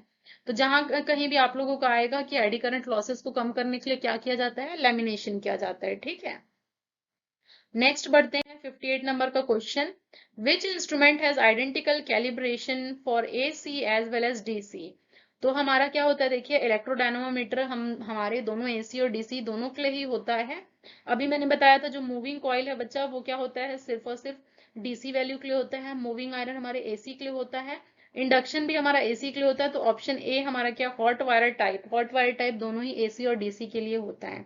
और हमारा क्या होता है, electro dynamometer type AC DC दोनों के लिए ही होता है, एक ट्रांसफर इंस्ट्रूमेंट कहलाता है वो। ठीक है, नेक्स्ट आ जाएगा हमारा in a DC machine the carbon brushes. तो कार्बन ब्रशेस के बारे में हमने पढ़े हैं कि इसकी सेल्फ लुब्रिकेटिंग प्रॉपर्टीज होती है। ठीक है, कार्बन ब्रशेस होते हैं, इलेक्ट्रोग्राफाइट भी होता है। तो ये इसका मुख्य मेन ये क्या होता है, मेनली ये कम्यूटेटर वियर एंड टियर को तो कम करता ही है, लेकिन साथ ही साथ कम्यूटेशन को भी एड करता है। ठीक है, कम्यूटेशन में भी मदद करता है। तो इसके लिए आंसर बी हो जाएगा, reduce commutator wear and also aid commutation. अब कम्यूटेटर से मुझे याद आया, डीसी मशीन में एक बात लिख लीजिए, कम्यूटेटर एक हार्ड ड्रॉन कॉपर वायर का बना होता है।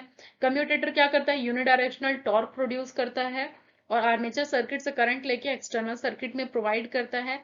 अगर मैं जनरेटर की बात करूं तो जनरेटर में ये एज अ रेक्टिफायर की तरह काम करता है। कम्यूटेटर की बात कर रही हूँ, मतलब हमारा एसी टू डीसी में कन्वर्ट करता है। और अगर मैं मोटर की बात करूं, डीसी मोटर में, तो ये एज अ इन्वर्टर की तरह काम करता है, मतलब डीसी टू एसी में कन्वर्ट करता है। ठीक है, तो ये कम्यूटेटर का काम रहता है, ये आप लोग जरूर याद रखिएगा।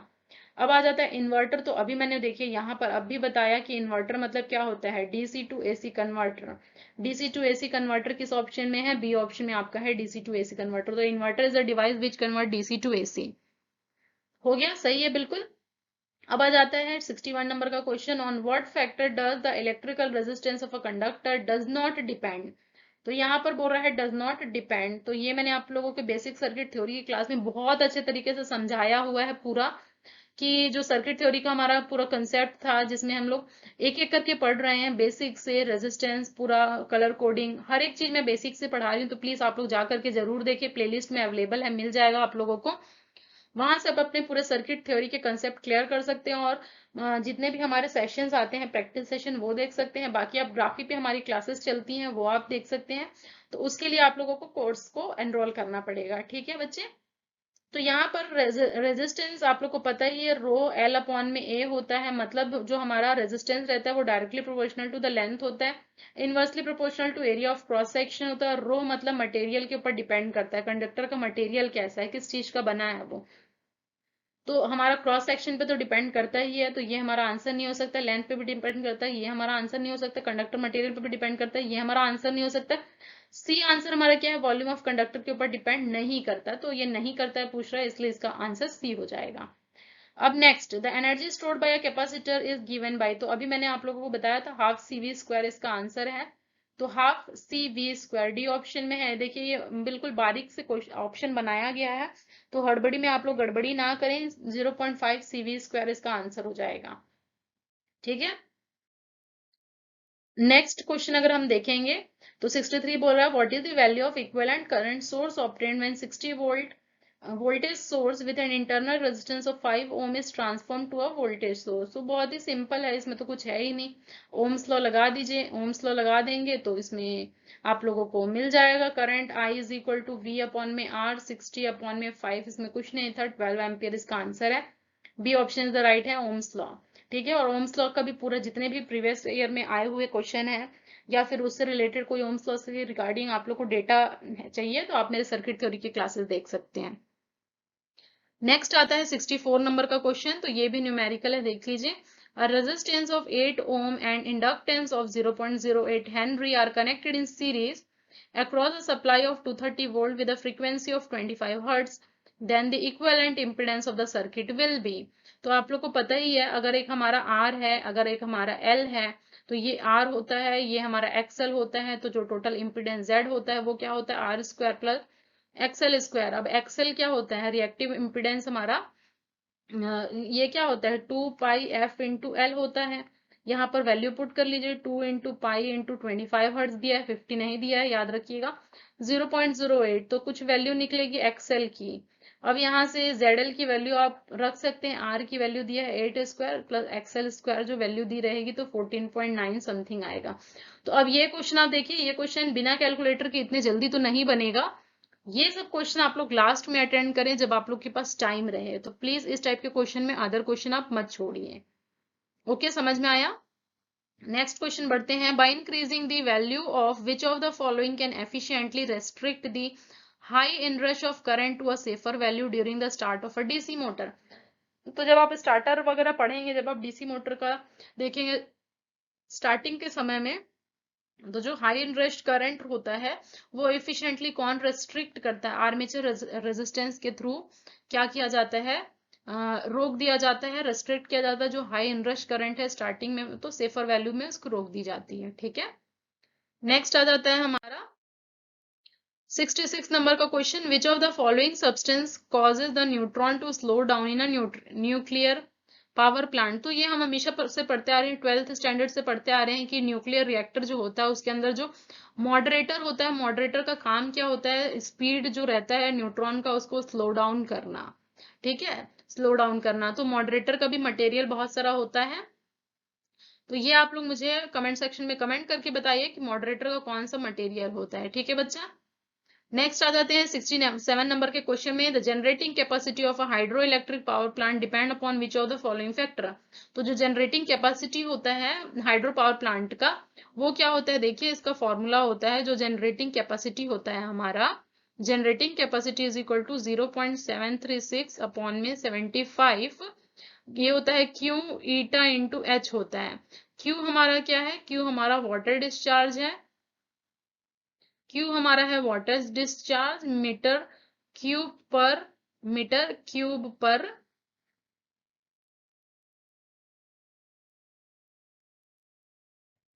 क्यूब पर सेकेंड में। ठीक है, ये हमारा वाटर डिस्चार्ज होता है। एफिशिएंसी हमारा क्या है, ओवरऑल एफिशिएंसी ईटा है, और एच हमारा क्या है, हाइट है, हेड है। ठीक है, हेड है, हेड ऑफ वाटर। तो ये हमारा क्या होता है, ये हमारा होता है मीटर में। ठीक है, समझ में आया, वाटर हेड। तो ये अगर हम अब आप ये पढ़ेंगे सारा जितने भी ऑप्शंस है, उसमें आप लोग का डी ऑप्शन मोस्ट अप्रोप्रिएट होगा, head and flow rate of water discharge through turbine. तो इसके लिए आपका आंसर क्या हो जाएगा, D answer is the right one. अब 68 नंबर का question. Which type of insulator are used for transmission line which are running straight. तो देखिए ये थोड़ा सा ऑप्शन जो क्वेश्चन है वो थोड़ा सा डिफरेंट है। रनिंग स्ट्रेट मैंने काफी ज्यादा इसमें सर्च किया तो मुझे कोई अप्रोप्रिएट इसका आंसर नहीं मिला। ठीक है, तो इसका आंसर जब भी मुझे मिलता है मैं आप लोगों को इंटीमेट करवाऊंगी 68 के लिए। ओके, नेक्स्ट हमारा आता है 69 नंबर का question. The speed of non salient pole alternator is in the range of. तो देखिए नॉन सेलिएंट पोल जो हमारा होता है 69 के लिए, नॉन सेलिएंट को हम बोलते हैं सिलिंड्रिकल रोटर। ठीक है, सिलिंड्रिकल हमारा रोटर, और इसकी स्पीड बहुत ज्यादा हाई होती है। अगर मैं टर्बो अल्टरनेटर की बात करूं या टर्बो जनरेटर, तो हम इसमें पोल 2 लेते हैं। पोल 2 होने की वजह से स्पीड 120 एफ अपॉन में पी लेंगे तो 3000 आरपीएम आएगा।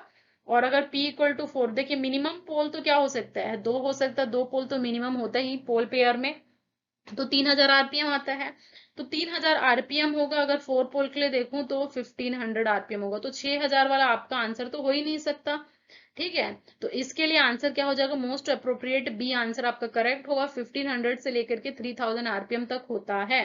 ये आपका ऑप्शन गलत है, ये ऑप्शन गलत है। और ये जो हमारा 150 से 300 आरपीएम है वो होता है सेलिएंट पोल ऑल्टरनेटर का, ये मेनली स्पीड होता है।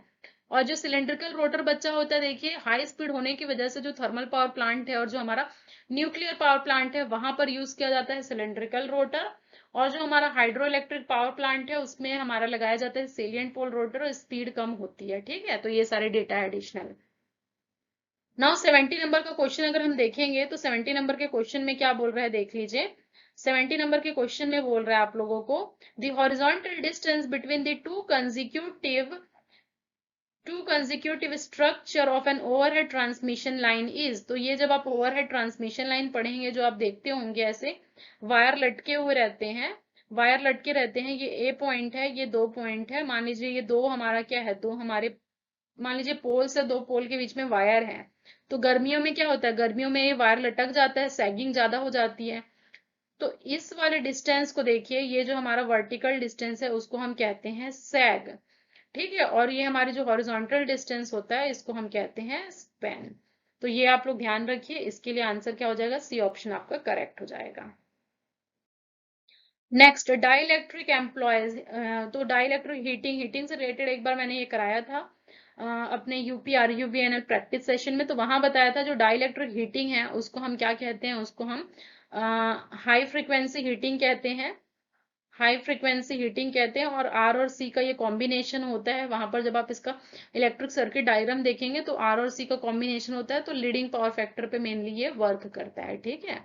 और इसे हम कहते हैं एडी करंट हीटिंग भी कहते हैं। क्या कहते हैं हम, एडी करंट हीटिंग। इसका फ्रीक्वेंसी अगर पूछा जाए तो 10 से लेकर के 50 मेगाहर्ट्ज तक इसकी फ्रीक्वेंसी होती है।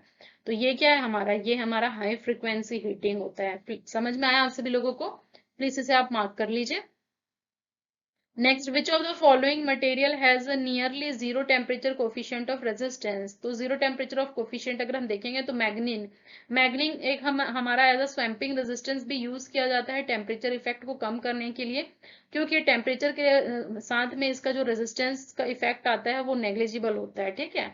रेजिस्टेंस टेम्परेचर के ऊपर इसमें बहुत ही नेग्लिजिबल डिपेंडेंट होता है। तो अगर बोलेंगे स्टैंडर्ड रेजिस्टर किसका बना रहता है, तो हम कहेंगे डीसी के लिए मैग्नीन का और एसी के लिए कॉन्स्टेंटन का बच्चा, ठीक है। और स्वैम्पिंग रेजिस्टेंस भी हम क्या करते हैं, इसका बनाते हैं।